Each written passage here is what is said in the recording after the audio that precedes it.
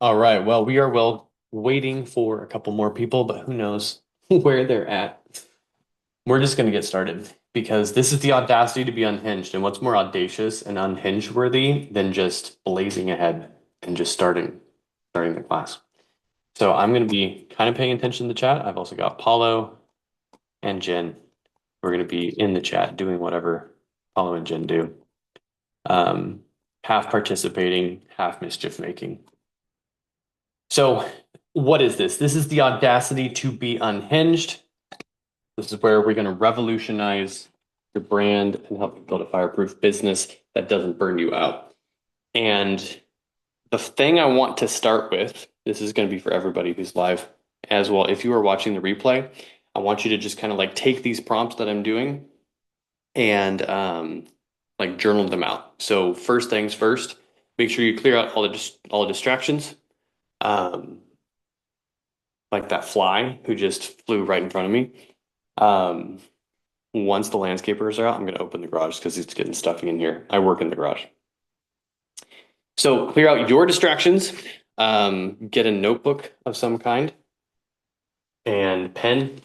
So we're going to do some journal prompts and other things throughout our time here. And by the end of it, hopefully we're going to have some clarity on like what's been going on in my business, what's been going on with my visibility, with my marketing. Um, I'm not even sure. So as we move through, first question I have for you is why are you here? Like on the masterclass today. I want to know two things. What does it mean to be unhinged? And then why did you decide to show up today? Why did you check out the replay? Either put it in the chat or journal that out. We want to know. I'm going to open up the garage because the landscapers are gone. I'm mute for 1 second.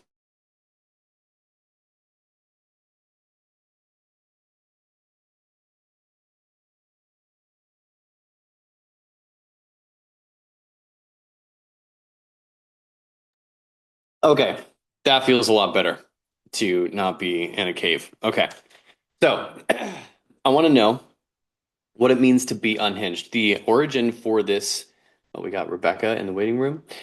For this class came from a conversation with somebody about the whole concept of being unhinged, which is where the word specifically came from. Jen says, free to be yourself and share your voice without being held back by the opinions of others. I love that. That's so juicy. Being held back by the opinions of others, the structures of belief that you've held for yourself, the accepted ways of for how you're supposed to show up as a woman in a space of business or religion or marriage, all of those things. So what it means to be unhinged. So I'm curious, Rebecca and Thea, anybody else who's live, drop that in the chat. I'm gonna start moving into like, okay, well, why does this matter? Because this is just a concept that we're working with. And the whole idea of the concept is to kind of open up your mind to get you to kind of see things from a slightly different perspective. See the problems in your life, the challenges in your life, um, but also to be able to experience yourself from a different perspective from how you've seen yourself in the past. I believe that we are in a transition in the economy of the online marketing space, of business, and all that, where we are moving from the attention economy to the loyalty economy. And that's attention over time. And more than ever, I think having a personal brand, having a personal touch is super important, but it does not need to look the way that you were taught it looks, because a lot of the model that you were handed was built for somebody else. Um, yeah, Rebecca, the question is just what does it mean to you in this context, and why are you here? That's simply it. And so if the answer is I have no idea what it means. I'm curious what you're going to say, and we're going to find out together. But I'm glad you're here.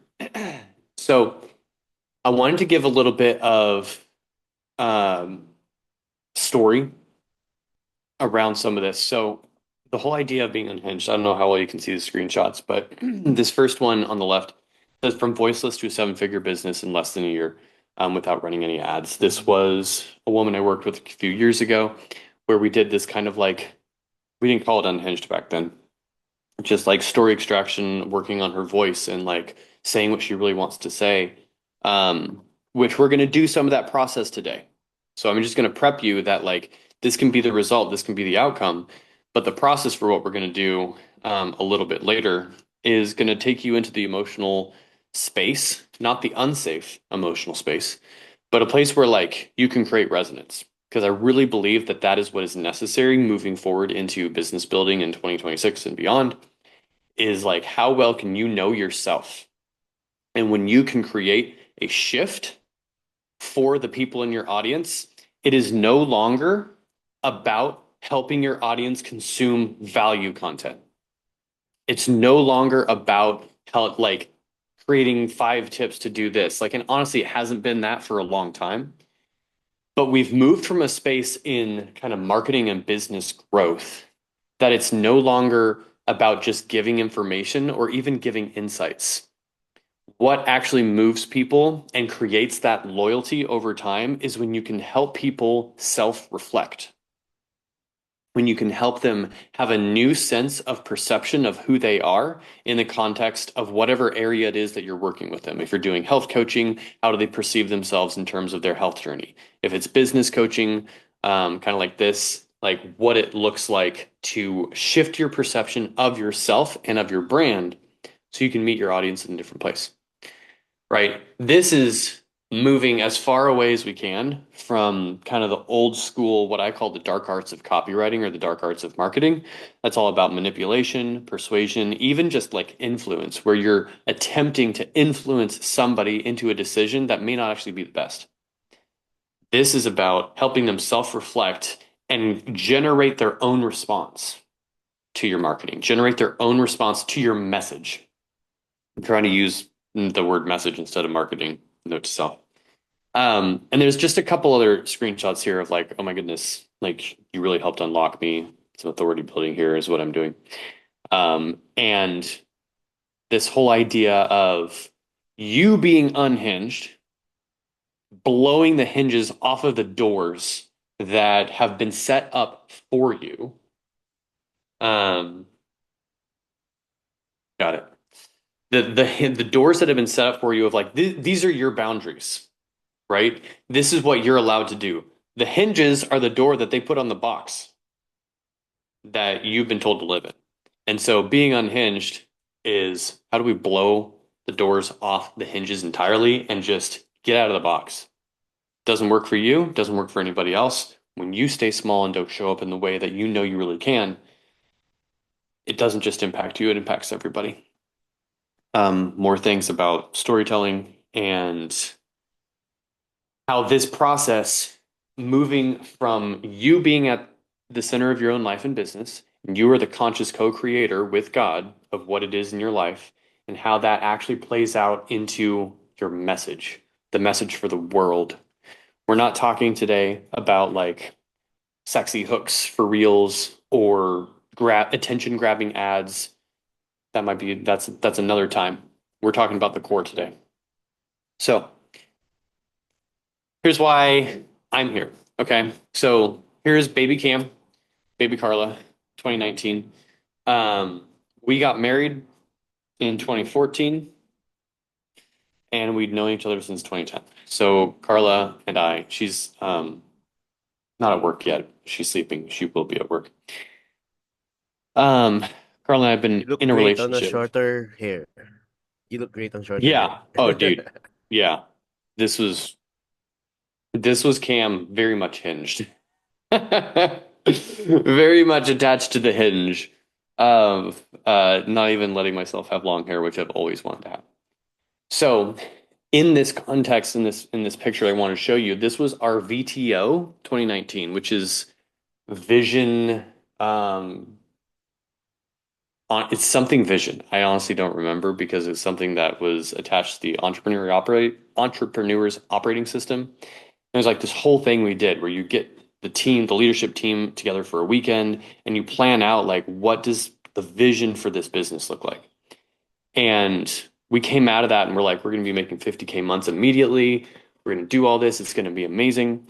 And I crashed pretty hard and didn't know it at the time, but started having anxiety attacks pretty much on the daily about all kinds of stuff in business. And that put a lot of pressure on our marriage. There was already a lot of stuff in our relationship that I wasn't willing to address. But I just wanted to fast forward through that journey to today, where this mission now, um, for you, if you're here, this is for women entrepreneurs. In March of this year, I told God that I wanted to serve women, and God said, "Cool, you're going to start with your marriage." And it's been like super illuminating to see what that actually has meant for me to be able to hold space for the feminine in a totally different way than what I was taught. And that's really like the heart and the passion here is that for so long, I was trying to look for solutions to problems that only existed in my mind using strategies that existed outside of me. I just need a different marketing strategy. Let me do a Facebook group instead. Maybe if I just run ads. Well, maybe if I do a challenge, because for me, the problem was always I don't have enough money. And if I kind of like extrapolated that out, it wasn't just money. It was I never have enough. Never have enough, whatever it is. And I can't do anything about it. And so I would go in this cycle, and we're going to talk about this cycle in a moment, that kept me trapped and miserable for a very long time. Getting out of that trap was far more painful than it needed to be, which is also why we do this work. So for me, this is personal.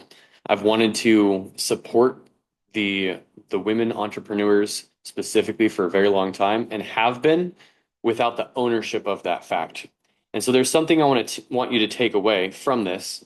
If you're able to respond in chat and you look at your business, is there something that shows up for you of that's the thing I want to do or that's the person I want to serve if only I would let myself. What is that thing that brings up a little bit of anxiety, a little bit of tension, a little bit of fear about the thing that you want to do, but you have a list of reasons for why it's not a good idea? That could be the kind of person you want to work with or the kind of work you want to do. Put that in the chat if you can think of something. Because sometimes that thing, maybe not even sometimes, maybe all the time, that tension that you feel is actually you rubbing up against these protective mechanisms that we're going to talk about that are keeping you in a place that you actually don't want to be. So let me see if I get this right. You've always had a gift.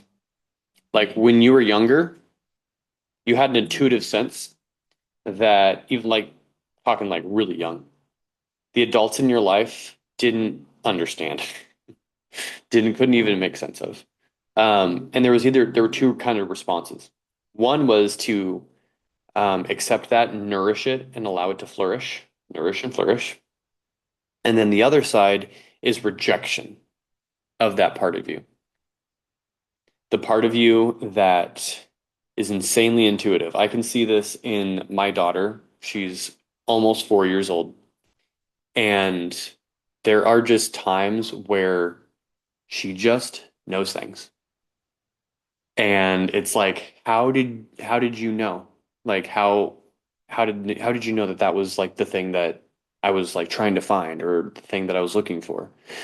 Um, and like as an example, she likes to pick out the Bible verse that we read. She'll just open the Bible and be like, "Dad, this one.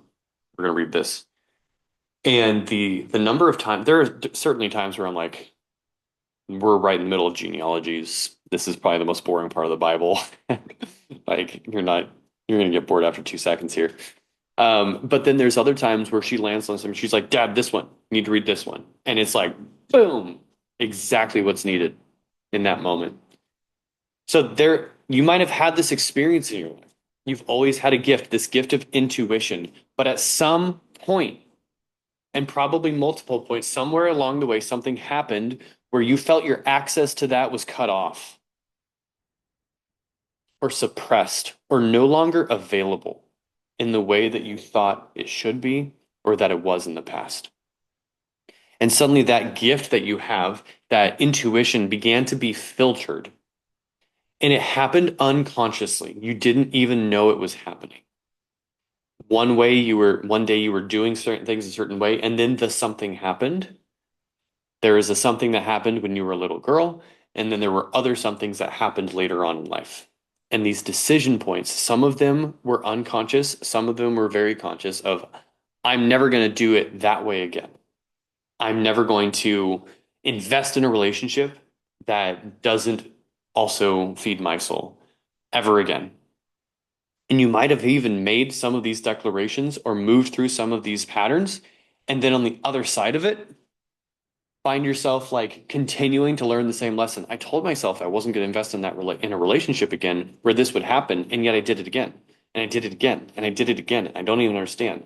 See how this could manifest with clients. I'm not going to work with a client who doesn't value me ever again. Next client who shows up, maybe there's a little bit of scarcity.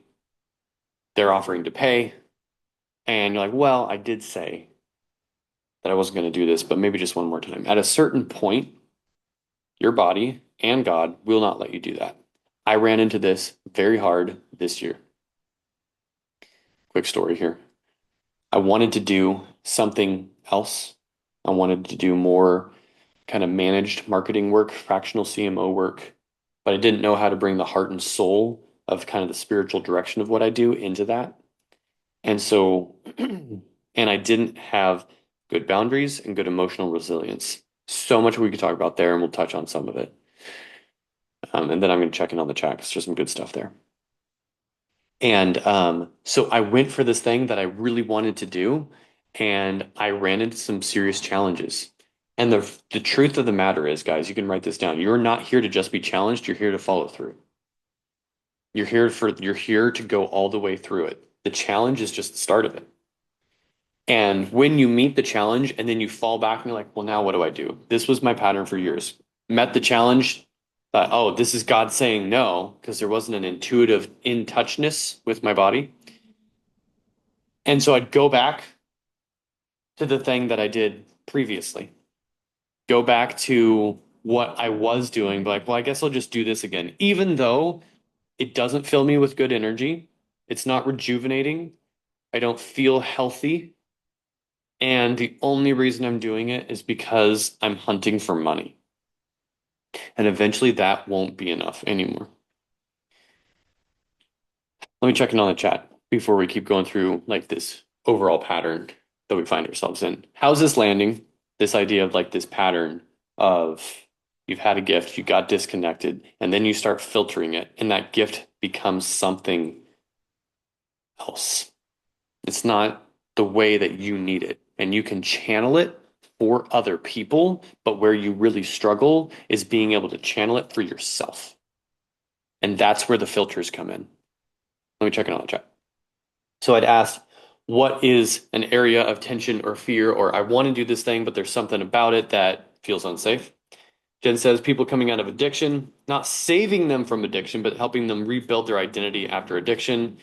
The NA and AA 12-step world are doing a disservice to humanity, in that opinion is problematic for people.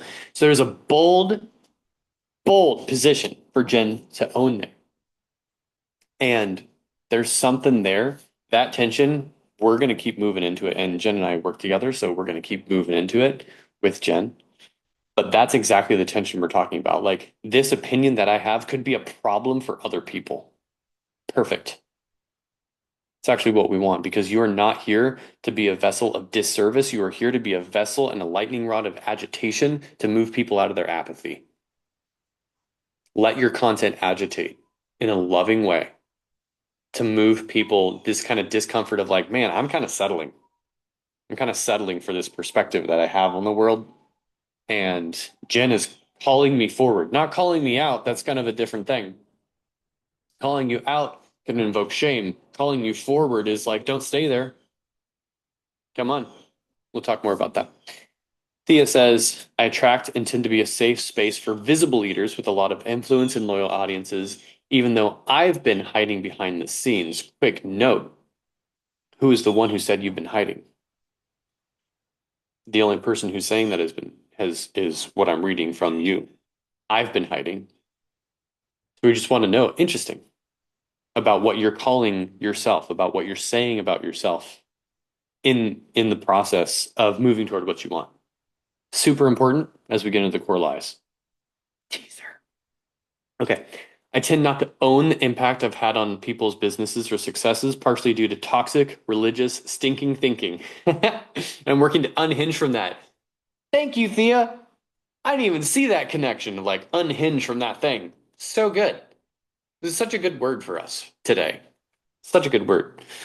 Tend not to own the impact. Who else can relate? I tend not to own the impact of the work that I do or the presence of myself in a space that just moves things. So Jen and I, Jen helps me with my brain and in my business, I mean, specifically.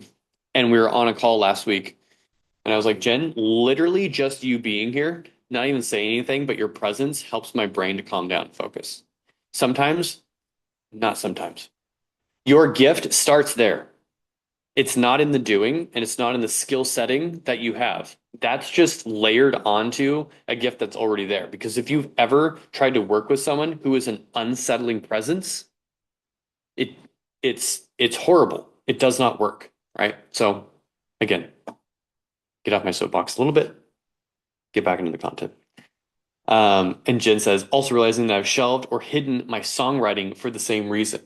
There's a theme and a pattern that we're all seeing here, right? There's the something that happens, maybe multiple somethings. There's a thing that happened last time. And for a lot of us in this space, it's the last coach that you worked with, the last investment you made, the last course you bought, where you're like, ah, man, I made this investment and I feel so stupid because I put so much money, so much time, so much energy into this thing, and then I didn't get what I wanted to out of it.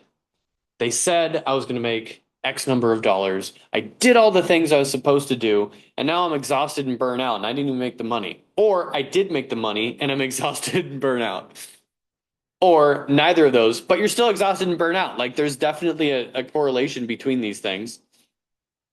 And when that gift gets filtered in that way, and we're trying to do something with it and we make decisions for how to allow it to flourish that don't work out, we create for ourselves a future of non-possibility where we can't even move forward because we've already decided that the next thing is going to go exactly how the last one went because we haven't even looked honestly at the last one.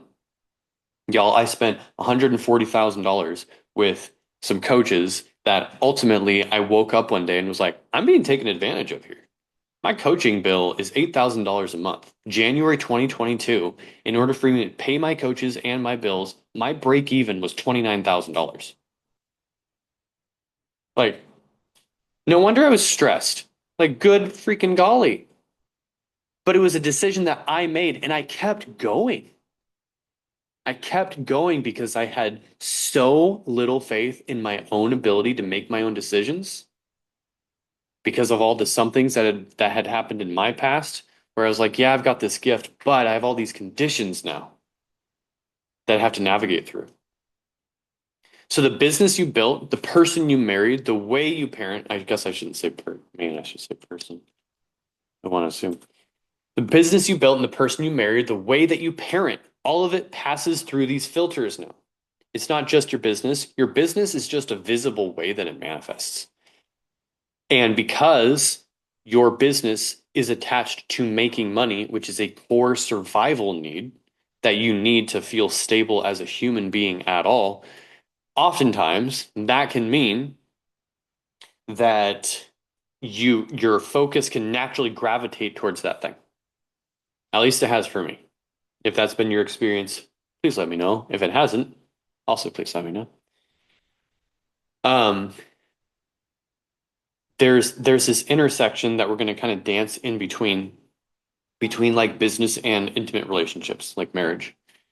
Where a lot of times you can look into your business and be like, oh man, there's a problem, not making enough. I feel burnt out. I'm exhausted. I'm looking for happiness. I'm looking for fulfillment, and I'm trying to get it from the business, and it's not working at all.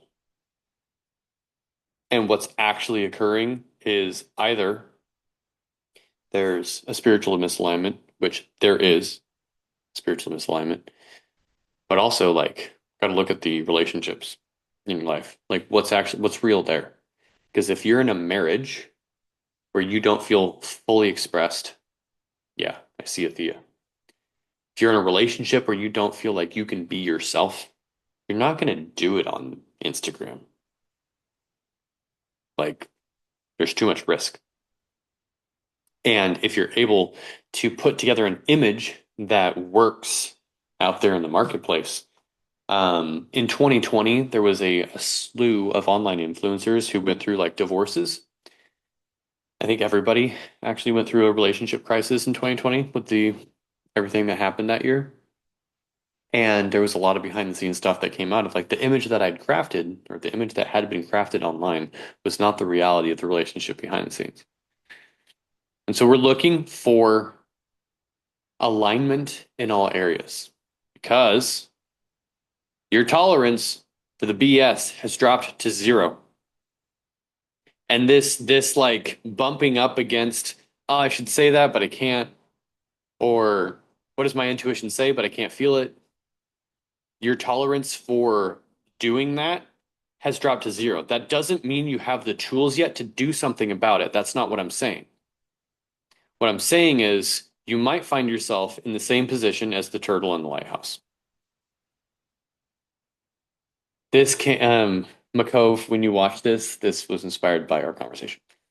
McCove is in our deep breath program, and we had a conversation about like the sensation, which I can very much relate to, of sometimes I feel like the lighthouse, and I'm doing like this thing. I'm just like shining my light, and I'm guiding ships like this to harbor. Carla's got the lighthouse tattoo. I've got the ship. You're just guiding ships to harbor, and you're not moving. How much energy do you have to expend as a lighthouse? How much energy does that take? You're not even like shining the light. The light is a separate entity that comes out of you. You don't create light. Like that's a supernatural force. Like I think actually literally, but it's shining. You're just sitting there. Okay, if this is the direction you want to go, here's the light.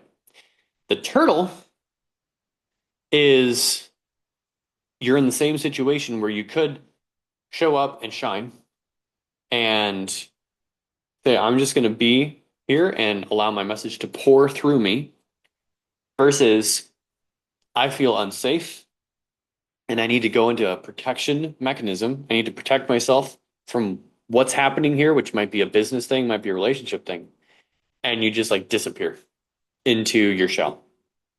And as the conversation was that I had with my friend here, it was actually, well, it's not just you disappear into the shell, there's spikes inside the shell. And so it's pain. Like you're choosing pain when you retract. And I think you know what I'm talking about. There's a very specific sensation that shows up when you have something you know you're meant to move into, and that fear shows up. And rather than stepping into it, which you theoretically know is possible, you almost automatically go into retraction. And then there's the spiral. And before you know it, you're just like confused. If you have a pattern of like constantly being confused about what is going on in your business, it's not actually real. Confusion is a mask that shows up that your body puts up to distract you from what is that actually needs to be said or done to keep you safe. Because if you're confused, you're like, I'm confused, I don't know what to do here, I don't have clarity, then you're not going to feel like the raw emotion of potentially being rejected or some other things, which by the way, if you are neurospicy, ADHD or autism, then you would also be dealing with rejection sensitivity, which is something I'm learning about. When the pain of suppressing yourself becomes greater than the fear of what people think. Yes, exactly. And I have gone through multiple iterations of this where I've kind of broken out of that turtle shell and like gone all lighthouse mode. And I've realized for myself and for the people that I've worked with, if you're not careful and in a community and in a practice of bringing that out consistently, then all of a sudden you can find yourself back in Turtle Land. You're like, was it really that bad? I don't know. Was it that bad? So this is kind of like the broad overview of like this pattern that shows up. You have this gift and you can either let it out through the lighthouse or you can just kind of like keep it hidden. But you know what happens when you won't let your light shine? There's that like kids preschool Sunday school song going through my head. I'm gonna let it shine. The thing about the gift that you have is that it's meant to be given. It's not a gift for you. I mean, it feels good when you give your gift, does it not? Right? Like it there's some validation and it feels good when you're like, ah, I just gave that gift and that person is just like, my mind is blown. I didn't see that. But when you don't give your gift out of the fear and you go into turtle house mode, turtle house. Yeah, lighthouse turtle. That's what happened there. When you go into that mode, there's like that suppression that happens and you kind of just get like disconnected entirely. Humans are wired for connection. When you are disconnected, that is when you feel the most lost. And disconnection happens in three areas. So these are the three core lies. We're talking about the audacity to be unhinged. Okay, so how do you unhinge? What does that even mean? And I forgot a slide here. I'm just going to cover it because it's good stuff. Like what we're talking about and who you are in this context. If you've been on the business build then burnout cycle for too long, you want more out of your marriage or your business, or you're ready to remove the filters that keep your message small and thus your impact in revenue. This would be the situation that Thea mentioned earlier of like, I am doing such good work for other people, but owning mine, doing mine brings up so much that I just feel like I can't. And then what happens is you actually move into a process of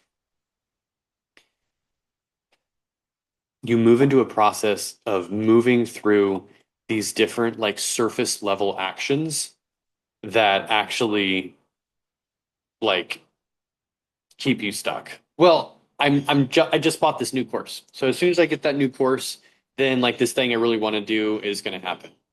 Um, hold on. I had some notes I wanted to share with you guys. Right. So I'll share them in a moment because I just realized where I'm going. That manifestation of that pattern, like I do so much good work for other people, but not for myself, or I don't receive it for myself. Let's look at where that's coming from. Can we do that in the chat? Give me some kind of recognition or acknowledgement that we're ready to move into the core lies because we're going to do a little bit of drop in. If you're seated, stand up and let's do some breath awareness because we're going to move into some uh, more somatic kind of stuff. And I have some prompts for you that I want you to kind of like dig into. All right. So, really simply, if you're standing, just like kind of move your body. I like to shake sometimes. I'm feeling pretty good. Oh, interesting. I've been signed out of my Google while I'm on the training. Perfect. Everybody stand up. And if you're on the run, that's fine. But um, we're going to do some breath in through the nose, out through the mouth. Here's your nose, here's your mouth. And if you can, close your eyes. If you can't, that's fine. Close your eyes and take a deep breath, just like we just said. When you're trying to inflate like your belly like it's a balloon. So inhale.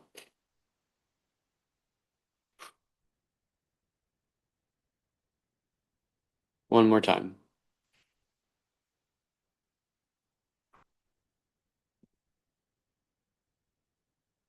So then you're going to start moving your awareness from the top of your head down and start to just feel your face, your throat,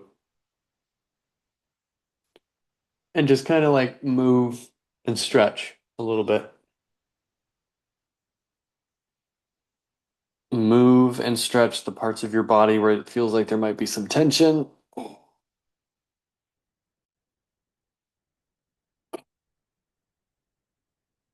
As you keep bringing awareness down, deep breath.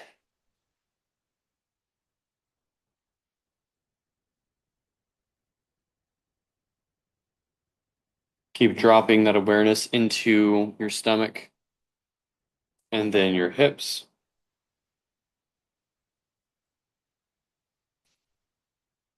And do some like hip circles. Just kind of like feel how your body moves, taking note of any tension that you find.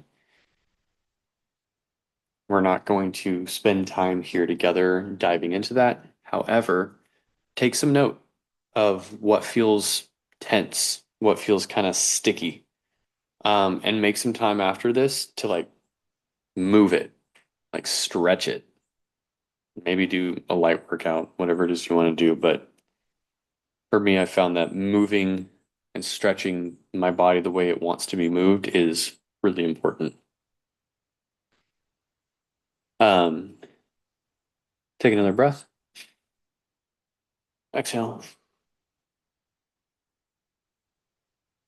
I want you to land your feet in the ground. Scrunch your toes into the ground beneath you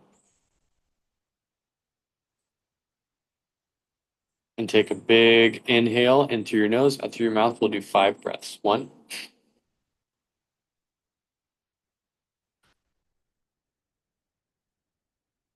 2,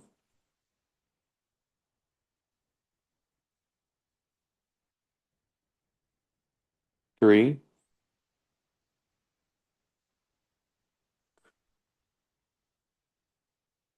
4. On this fifth breath, we're going to hold at the top.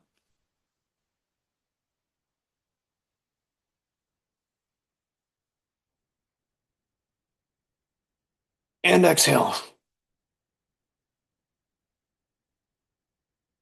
And hold at the bottom. Inhale. All right, kind of shake that out. Now we can talk about some core lies. Back to our screen share.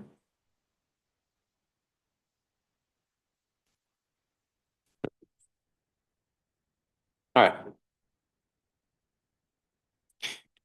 That's also my reminder to slow down because I like to go fast. That doesn't always work well. So let's talk about this pattern that we described. There are 3 ways that we disconnect from people, from our relationships. You're welcome, Thea. And we call these the 3 core lies. Now, the fun fact about this is that the 3 core lies also are mirror images of the 3 core stories that you tell in your marketing. We're not going to go into the core stories, that's more of a teaser.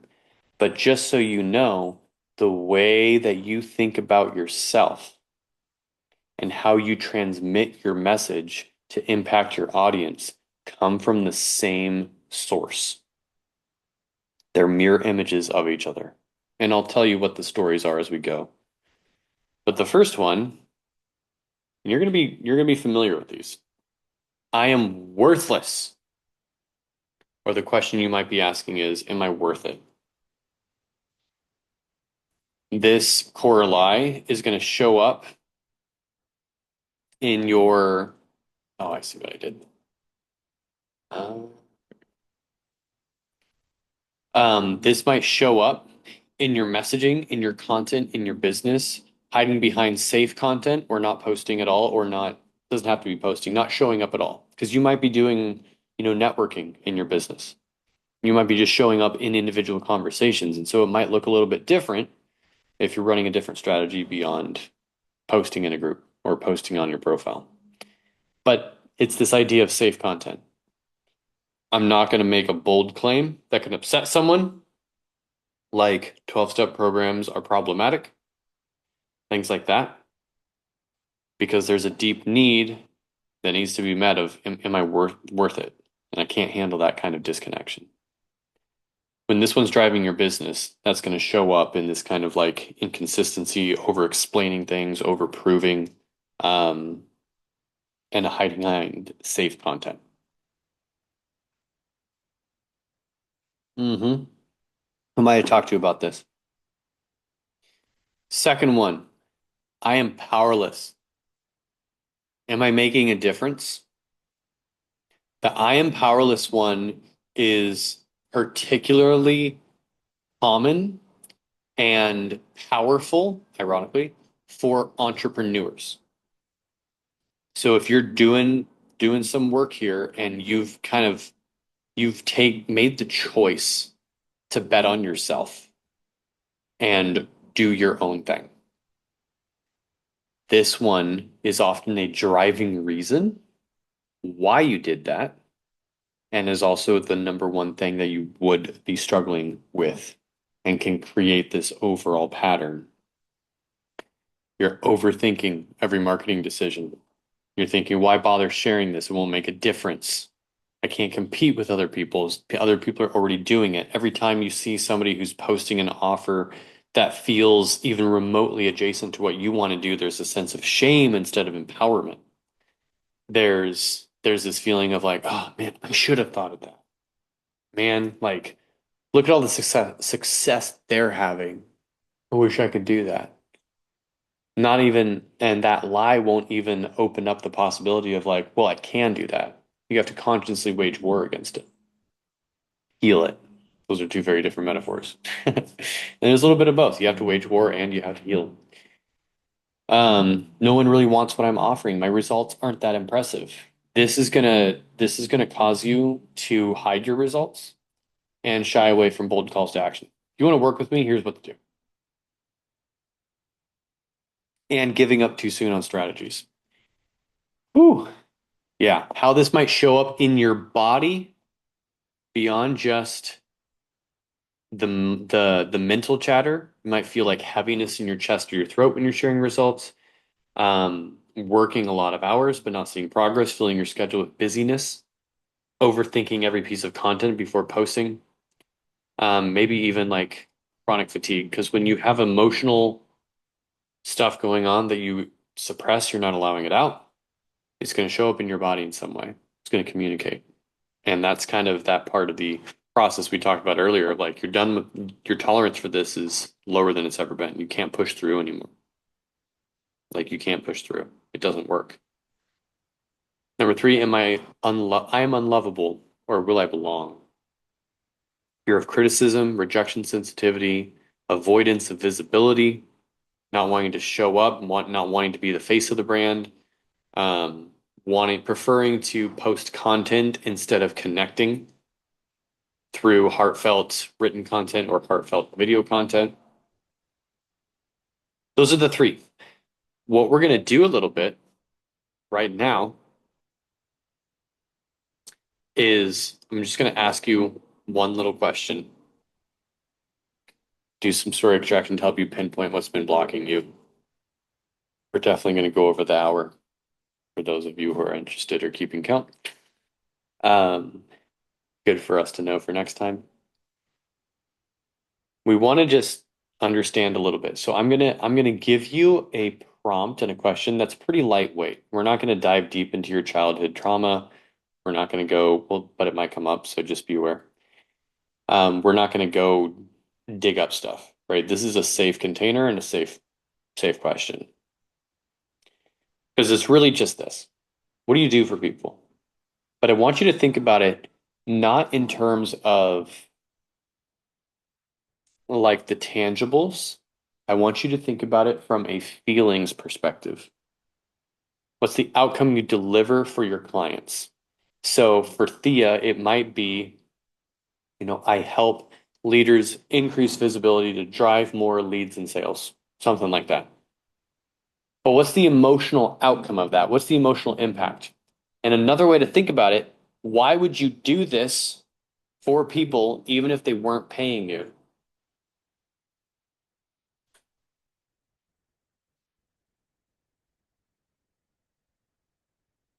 Obviously, in this masterclass, we're talking about the outcome being for us of like being unhinged, letting go of the limitations, letting your voice out, saying what you want to say, being all that you know God has designed you to be.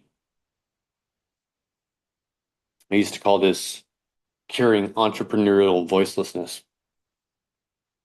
where it's like you've got that message, but you can't focus it into something that really makes an impact. And so instead of it feeling like a laser beam, it feels like just diffused light, like that garage light over there that doesn't really do much, which is why we have other lights installed in here.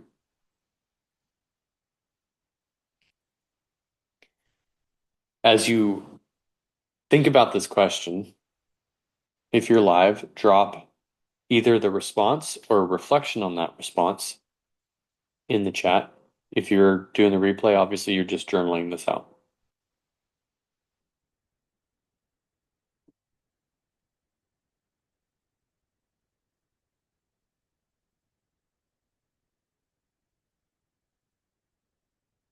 Okay. Are we ready to move to the next question? Because I only have two today. We have this one and one other. Kind of, kind of some excavation of the deeper reasons why you do this work. And the reason this is important is because it's going to help you determine what your medicine is. And your medicine is that thing that we talked about at the beginning. It's that gift. There's a kind of raw, wild component to it, your intuitive sense. And then there's a little bit more of a tangible reflection of that when you add some skill set.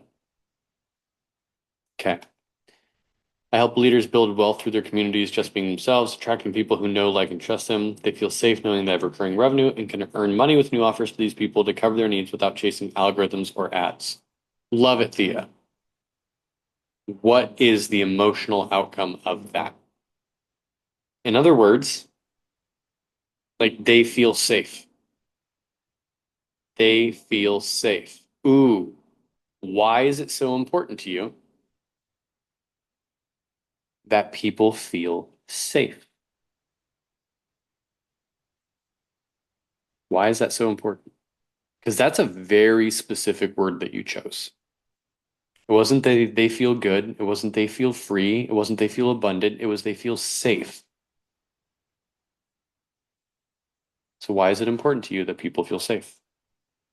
That answer is going to open up a lot for you. Jen says the outcome is freedom, grace, and compassion, no longer bound to the identity of addict, no longer powerless to a substance, no longer shaming yourself for dealing with your pain in the only way you knew how. So much in there. So much in there. Like the medicine is crystal clear here. Freedom, grace, and compassion. A new identity, no longer powerless, no longer shaming yourself. You just outlined a whole content strategy, Jen. Like a whole, like, let me point this out for you. This is so good. Okay. Freedom, grace, compassion. Three pillars of content. No longer bound to the identity of addict. So you're going to have posts that are about the identity that freedom brings, the identity that grace brings, the identity that compassion brings. No longer powerless. So there's the problem side. You have an identity of addict. The reason that you're still stuck in life, still feeling like your own like you're chasing sobriety is because you're still identifying as an addict. You still think you're an addict and you think that that's helping you when it's actually harming you. Which because and here's why this is such a problem because when you call yourself an addict, you are equating within yourself that you are powerless to the substance. It's in the first step of the 12 steps.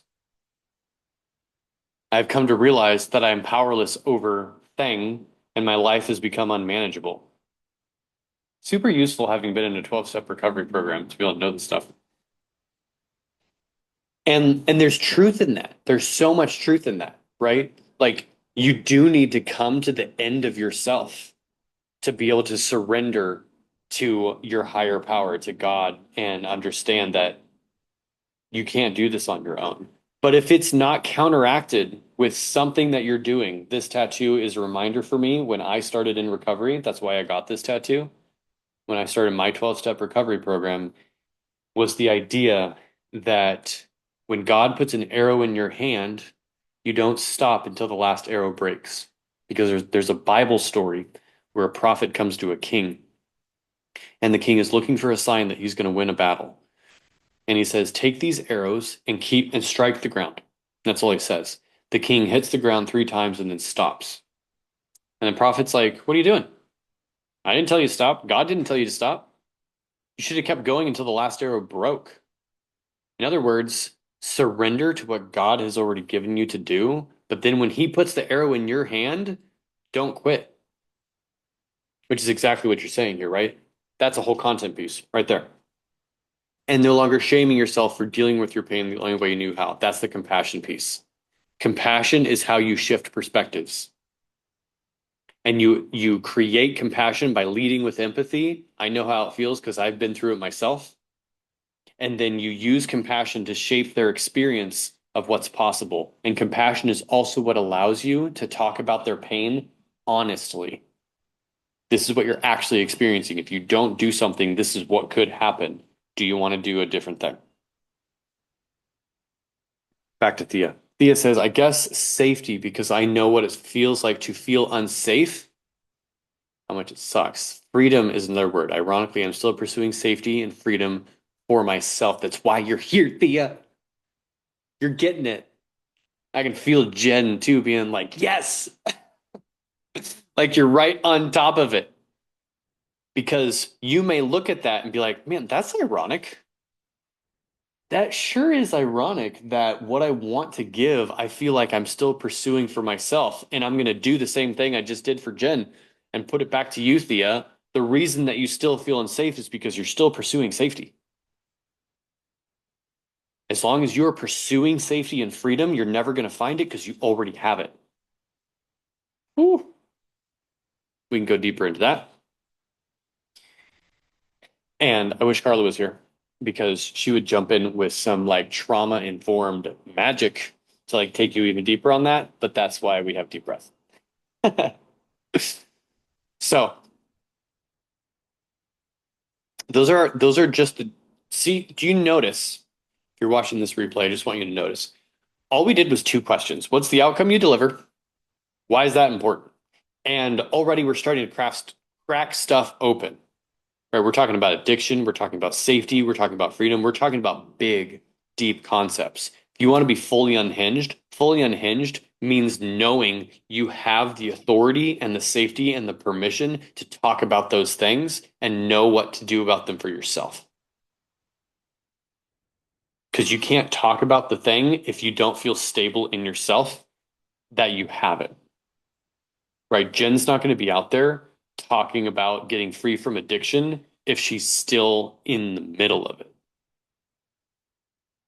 Thea is not going to be talking about, and it doesn't necessarily mean that this is what you're talking about. It's what you're giving through what you talk about. It's the transmission. The messaging component is a different masterclass. And how we like allow that pure fire to come through in a way that doesn't burn people and meets them where they're at in a compassionate way. So, on a scale of 1 to 10, when you answered those questions, when you started getting into a little bit more of the depth of like, well, it's important because safety matters to me. Well, how do I know safety matters? Because I felt unsafe all throughout my life. And then there's all the somethings from the past that can fill that up. Scale of 1 to 10, how much emotion did the answer to those questions bring up? Just so we have an understanding and a baseline of what that means. 7. Thank you, Paula.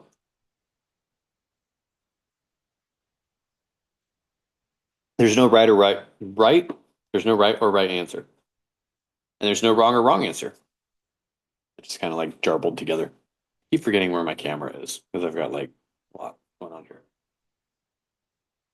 Um, it usually brings up a higher level, which is fine. It's just understanding where we're at. People to know, okay, one, what do we need to do to ground that emotion? Like take a deep breath, find safety here and now. Safety comes in multiple structures. There's physical safety. Beautiful, Thea. Um, she said 5 for those of you watching the replay. 5 out of 10. Good. Safety comes through the physical structures. Do I feel safe in my physical environment? Spiritual safety. Do I feel protected? Emotional safety. Do I feel grounded? And mental safety. Are my thoughts on my side? There's more to that. That's kind of a trauma-informed thing I picked up when I was working for a trauma-informed breathwork certification company, the one that Carla got certified through. Yeah, so good. So good. All right. So, what now? We've been talking about this concept of being unhinged, unhinging yourself from the old belief systems, unhinging yourself and allowing yourself to step into what it is that God has called for you. And we're talking about this primarily in a business context. What does it look like when you're unhinged in a business so that you can like pursue the goals you have and grow and actually be able to see the vision that you have come to reality, harnessing that creative potential you have to show up in service to this vision. So we have a slide that is super, just here we go. 2 choices. Move on. Keep doing what you've been doing. Repeat the beginning of that question. Which question? I forgot already, to be honest. Yeah. What was the part you heard?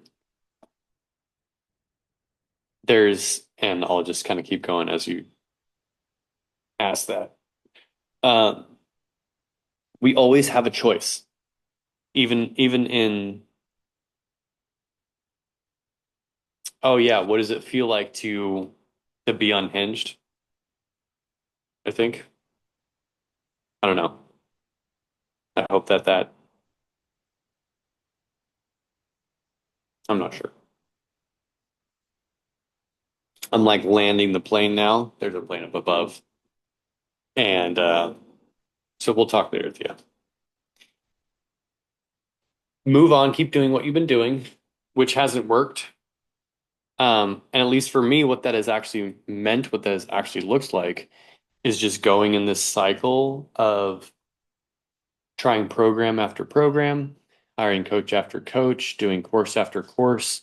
And I just reached a point where I was like, this obviously isn't working, but I don't know why.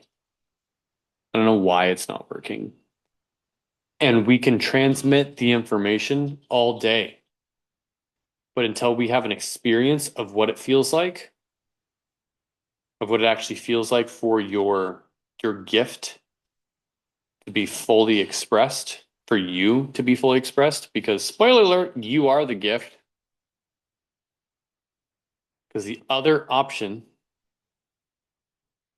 is tap into your body to direct your business from embodied wisdom.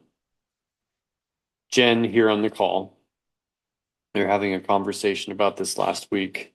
of like what really changed for her in deep breath, which we're going to talk about now.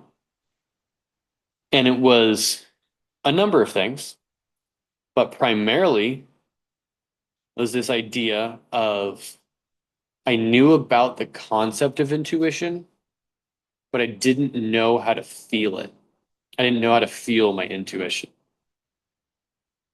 And now I do. So I can make, and I have an awareness and a set of tools that allows me to actually make decisions from my intuition rather than just talking about it. And it's a practice starting to feel that deep voice inside of you of like, we should do this, not that. Maybe we shouldn't be in that situation. Maybe we should go in this direction. Um, I really believe that that is how you hear from God through your body, because God made that. And I think it's a deeper process than just information. You have to feel it in a different way to be able to relate to it in a different way. So what now? Whoops. Put my screen share slide thing back.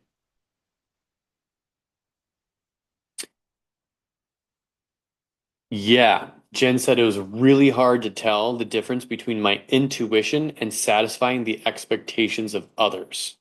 So, dude, so juicy. I can relate to that for sure. Like, what's my voice versus someone else's?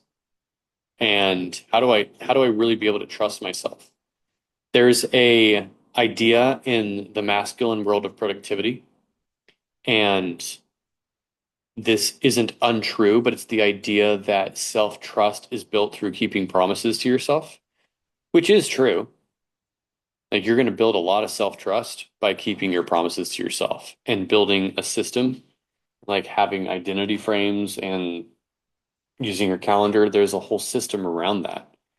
But then there's also the intuitive side of self-trust. How do I know what I really want is kind of more of the intuitive side. How do I know what's like truly aligned? And is this misalignment or is this just anxiety? How do I distinguish between the two of these things? So what now is you've seen the pattern, you've seen the powerlessness that can come from, yes, unhinging from excessively masculine business practices for women is a whole other thing. And you're right, it is a whole other thing, and it's also the seed of what we're doing here because you just nailed it, Thea. I call it patriarchal business building bullshit. Does not work for women. All it does is put you in the build burnout cycle over and over again. That's probably like the next masterclass talking about the burn build out cycle because it is yeah, literally killing people. Destructive for your health and it's based on this unhinging from the expectations of others and of society and the patriarchy and all that to go after something that you were told you were supposed to want. And either you kill yourself trying to get there, or you do arrive and find there's nothing there. You actually do cross over the mountain and make all this money, and you think that that's going to help, and then you're more depressed than you ever have been. One of like the very first time that I hit my like monthly income goal, this was 2020. I was like, dude, I'm going to be set for life. And I was more depressed in the month after than I'd ever been. I was like, what is going on?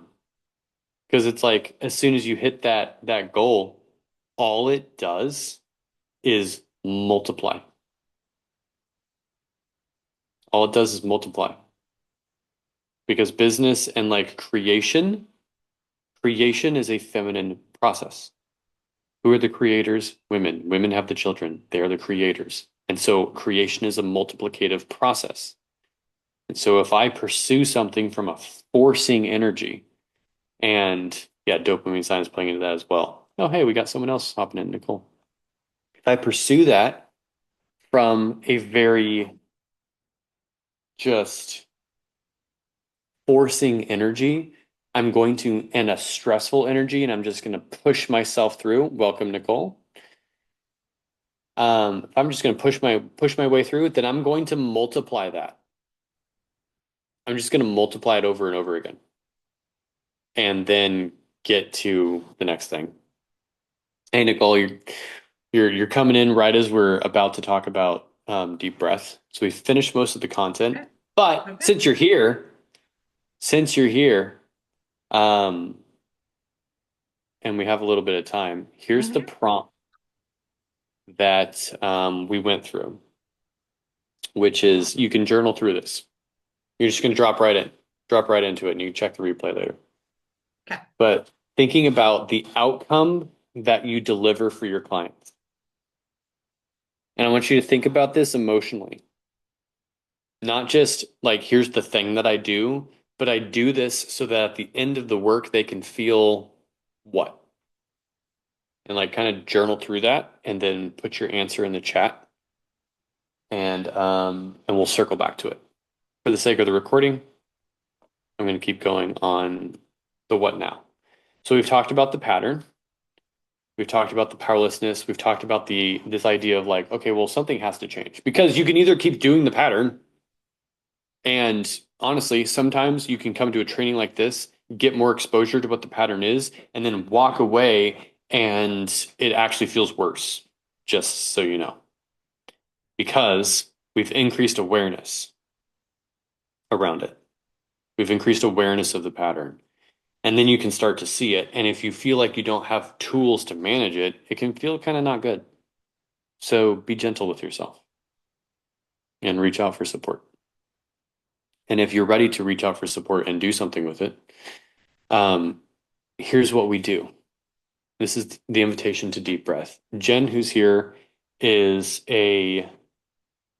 Oh, Carly just texted me. She slept through her alarm. She's supposed to go to work right now. Oh. Jen is a graduate of deep breath. Um, and you've been there for like over a year, I feel like, maybe 15 months. And this is kind of Carla's baby. And the whole idea is for this to not be a coaching program. Not another strategy to implement, not another framework. It's a container for women to identify, dismantle the core lies that are keeping them small.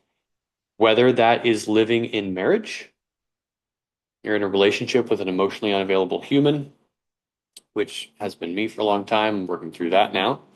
Or it's in your business where you're working through the smallness of like, this is what I want to say, this is what I want to talk about, these are the people I really want to serve, but reasons because of the somethings that we talked about. The somethings of I have a gift and I knew I had a gift a long time ago, and then something happened and I've gotten disconnected from it. And I still have access to it, but there's something I'm trying to do now. There's something I'm trying to grow into now. And that thing I thought I dealt with is like kind of coming back. I thought I'd worked through this fear.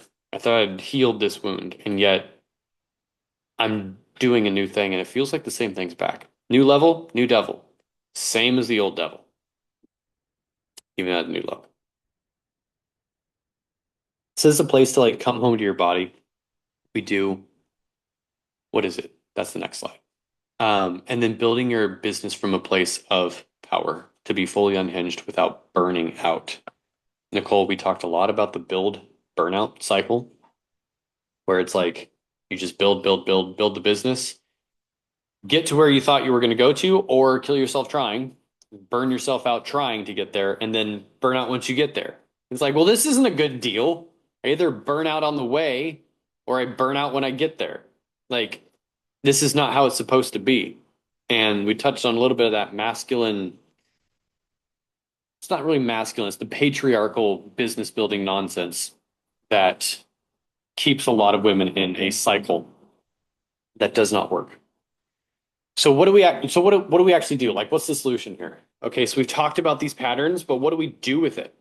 Well, what we do with it here in deep breath is we do a few things. Number one, that's not reflected in the slide, but the most important piece here is community.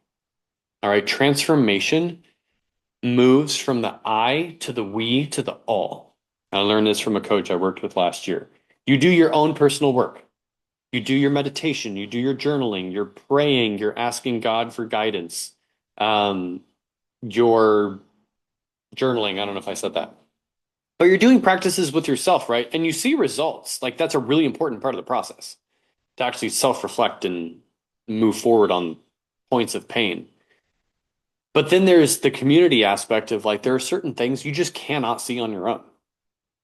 And having people around you who are also doing the work is really important to be able to create a container of safety and for transformation.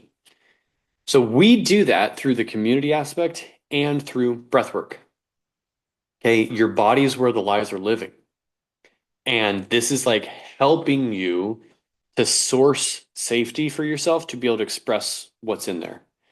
In a group container and in deep breath, for those of you who may know a little bit about trauma-informed stuff, Carla, who designed the curriculum, is a trauma-informed breathwork facilitator.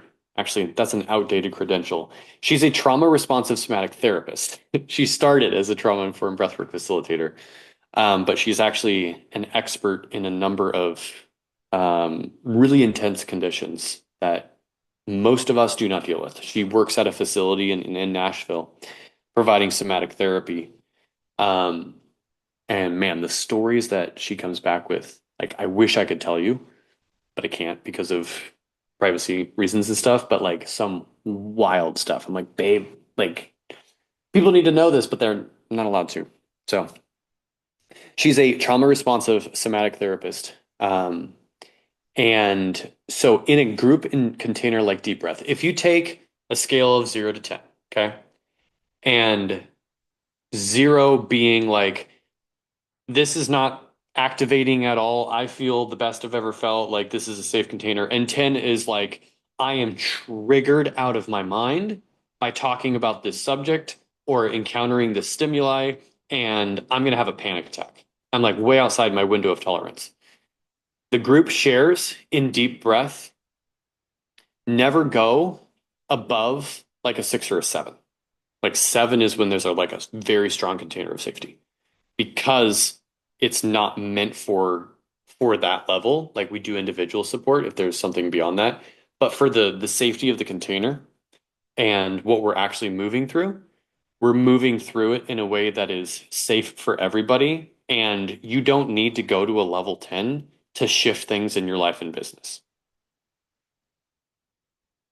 most of the time, right? So I just say that as a disclaimer, because sometimes we can approach the process of healing and be like, "Ah, this is so hard. Like, I don't want to do this because it's hard. And healing is like so exhausting and it's painful. And if you've ever done therapy or done any kind of healing work, you've probably had the experience at some point of like, I go and then I like talk about the thing, and then I have to like lay on the couch for 2 weeks because I'm just like recovering from this healing work I'm doing. Not to bash that or discount that. I go to therapy every week, talk therapy. But what this is designed to do is move you through it in a simpler, gentler, and faster way through the lens of breathwork and somatic work. By combining the core lies and combining the breath work, we're able to just move energy faster and be able to discover and uncover like what it is that is actually going to unlock or unhinge you from the structures that have held you back into your full expression. So who's it for? This is for you if you've been on the burn build out cycle before. You've built a successful business. That is a hard word today, you guys. You've built a business that has had success and then burned out or burned out on the way. There's a idea within you of I just want to like be able to expand into like my full potential, but I am afraid there's a part of me that's afraid that if I do, I'm going to be left alone. And that there's only like 5 people on the face of the planet who could really even understand me. Yeah, Jen is talking about how when she was first in deep breath, everything for her was like, I couldn't talk about anything about that breakdown. And we just like worked through it together. And I mean, Jen can probably come off mute in a couple minutes and share her whole story because it's pretty cool. Um, you're exhausted from translating the insights that you get into like having to translate yourself. This is kind of like a marketing construct here, or messaging construct. Feeling like nobody really understands you, and so you kind of have to translate yourself into something else. Yeah. Or there might be this belief um, where you believe that the unhinged version of you means the alone version, where that's going to trigger like people leaving. And you might have some things in the past that give you evidence that that is the case, right? And it's for people who are ready, the women who are ready to no longer allow abandonment as a means of building business, abandoning yourself, forcing yourself through a lens of patriarchal business building BS that asks you to look for solutions and answers outside of who you really are and not actually not actually help you. Who it's not for. This is always funny to me in like building out these slides. Like, who's it for? Who's it not for? It's like, well, if you got to this point in our presentation and the masterclass, you probably already know that like this is not another marketing strategy, and that's not going to work. And it's like not going to work. It's not to fix you because you're not broken. Like there's nothing broken about you. It is simply the fact that there are parts of your energy and what you're bringing into the space that have come from things that aren't you. That's the whole point. Not that you're broken. Like your true self is the imago Dei, the image of God. And go into a Genesis Bible study and mine that one for all it's worth.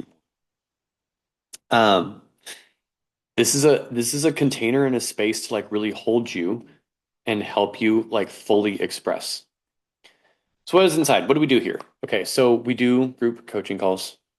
That sounds like not what we do. We do calls and magic happens in those calls. Sometimes we do breath work within the calls. Sometimes we do separate sessions, really just depending on how the group is formulating and like what people are needing. If we need to add separate and more group work. Yeah, group work, sure. Group breath work sessions, then we do that. And that's really like the core of it. It's like we've got community, we've got the coaching, we've got the breath work. And because I'm involved, I kind of work with you on your story and your messaging if that's like a need. But I do want to be clear that deep breath is focused on you, your nervous system stability, your safety within yourself, your spiritual expression. We don't do a ton of like tactical business stuff. So it's not a business building program. That's a separate thing that we have called Enrapture, which is still cooking in the oven. Still cooking in the oven. And then, of course, we have a WhatsApp group, sharing wins, voice note coaching throughout the week. And Carla is also involved. Um, Jen, do you want to share a little bit about your experience in deep breath and talk about like where you were when you started and what happened?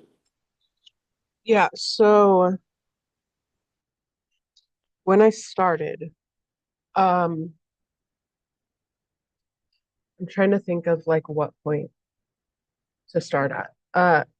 When I came in contact with Cam, actually one of my business coaches suggested your group to me, because of a lot of things I was dealing with. I had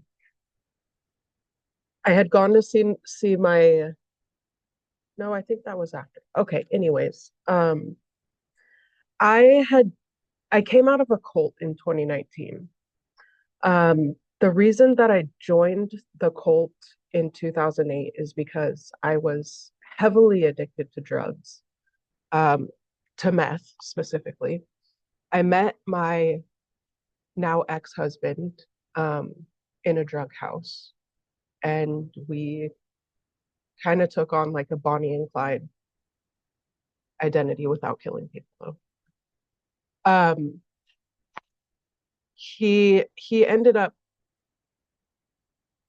being very abusive, but when he went to jail for abusing me, he told me that we could make this work if I went to church.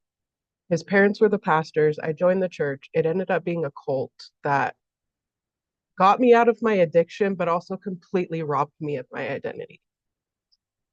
Um, and so that was kind of, I was kind of in the space of like trying to figure out who the heck am I? I had just recently lost my job. I, I was dealing with a lot. And when I came into deep breath, I was single mom, no job. Did I lose my job before or after? I can't remember. But I didn't even recognize my own like wants and wishes or mission, or I didn't recognize myself at all in all of the noise of who the world had told me to be. And I was I was completely triggered by everything. I couldn't talk about my finances, I couldn't talk about my family, I couldn't talk about even my religious beliefs. I couldn't talk about anything without just having a complete breakdown, like sobbing, trying to get the words out because the truth that I felt in my body was not the truth that other people had told me about myself, if that makes sense. And so now I I can recognize my own intuition. I know the feeling of like anxiety in my body versus intuition leading me where I need to go. I can stand in my own beliefs and speak them, not really on a wide scale yet, but I'm getting there. I can stand in my own beliefs and know that I believe what I believe to be true because it's my experience and I believe it. I can talk to people, like the people that I love now, out of grace instead of out of anger for what they're doing. Um, it's just it hasn't changed who I am. It's just like reinforced that who I am is who I'm supposed to be. Instead of like all of these people's expectations on me and who they think I should be and how they think I should live my life. Now I can stand on my own 2 feet and say, I disagree with that because that's not my experience. I don't know if any of that made sense, but That did make deep, sense. And deep yeah, breath thank you. has, it's, it's made me so much more confident in who I am and so much more um, peaceful about Mm, it. yeah, dude, so good. That was beautiful. Yeah, thanks. Thank you for that. Man. Yeah, it's been a journey. For sure. It's been a journey. And now Jen is on the team helping to get it out to more people. So, the last piece of this is like the investment. Like, here's the thing about this that if you're like looking at this or you're interested or we've already been in conversation, or you're watching the replay, like the investment is 444 a month, and we do a 3 month commitment. And there's like a little discount if you pay in full for 3 months and whatever. What I want you to understand about this is, um, if you like were when Jen started in deep breath, she couldn't do that. And so we created a situation that was mutually beneficial. So my invitation is always like deep breath is half ministry, half business. Because God brings the people who need it. And so if that's like, oh my gosh, I really need this work, but there's no way, like that's even out of reach. Or maybe you're in the position of business where you're like, oh, that's it. Like masterminds are usually like 2 grand a month, which is true. Like most of the masterminds I was in was 2,000, 2,500 a month or more. But if there's a part of you that wants to do it, but there's a fear around it, let's just have a conversation, whether it's in Messenger or whatever. For the people who are live, I already know that we're connected on Messenger here. And if you're on replay, you probably got it through Messenger. So there's a point of contact already. Um, Point being, like, we don't gatekeep the work from those who really need it if there are constraints. So if the desire is there, where there's a will, there's a way, is the whole idea. So that's deep breath. And that is the whole audacity to be unhinged, unhinged masterclass. Um, any quick questions? Carla has to leave for work, and I'm pretty sure I'm going to take her to work, so I do have to hop off in a couple minutes. But if you have any questions or anything to say, Nicole or Thea or Jen or Paulo, speak now or forever hold your peace.